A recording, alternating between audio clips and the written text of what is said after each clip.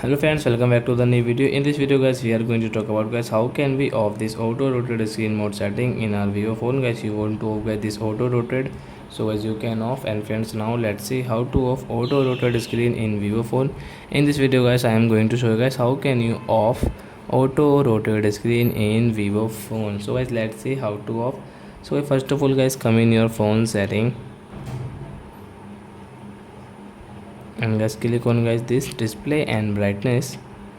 Scroll guys, and guys you can see auto rotate screen. So guys you can off from this right side. So guys auto rotate screen will off. So guys, when you will rotate your phone guys, it will not rotate guys. You can see and check. So you can see guys, phone will not rotate in our Vivo phone.